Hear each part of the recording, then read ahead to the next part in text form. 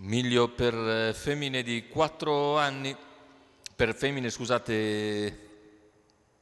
sono quasi tutte femmine, soltanto Bumpit of West maschio, quindi condizionata per cavalli di 4 anni sulla distanza dei 1660 metri, sono 7 dietro l'autostart, lo schieramento 1 Beren, 2 Bandiera del Sile, 3 Benedetta Jet, 4 Bumpit of West, 5 Balalaika Matto, 6 Bella degli Dei, in seconda linea 7 Beyoncé Jet, favori per Benedetta Jet, Alessandro Muretti, macchina che accelera,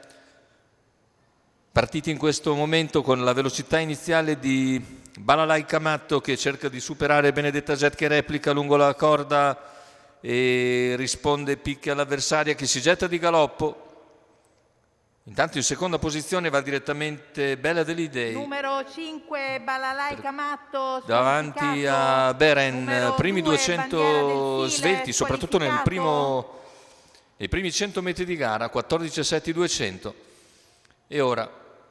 Benedetta Jet favorita, continua a guidare nei confronti di Bella degli Dei che nella sua scia e precede Beren, poi ancora Beyoncé Jet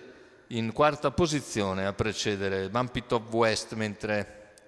ha sbagliato anche Bandiera del Sile. Intanto i 600 se ne vanno via in 47,1, ha moderato sensibilmente l'andatura Alessandro Muretti in questo tratto di gara e ora si appresta a completare il giro con Benedetta Jet, con Balla degli Dei sempre in seconda posizione in corda, poi Beren ancora all'esterno, la mossa di Beyoncé Jet che progredisce gradualmente, avvicina Bella degli Dei quando siamo a metà della penultima curva, cavalli al chilometro che Benedetta Jet completa in 1,18,4. Intanto la rottura di Beren a meno di 600 dalla conclusione, retta delle scuderie con Benedetta che torna ad accelerare, seconda posizione lungo la corda per Bella degli Dei,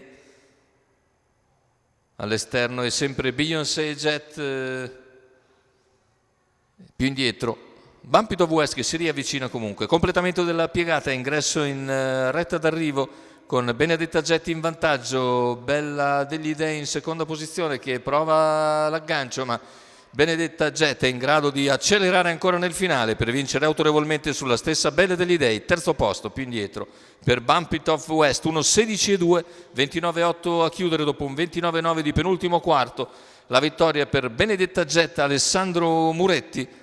il training quello di Gennaro Casillo. In percorso di testa Benedetta Jet conferma l'ottimo momento, l'ottima ultima vittoria su cui restava e vince da favorita. Benedetta Jet, Alessandro Muretti.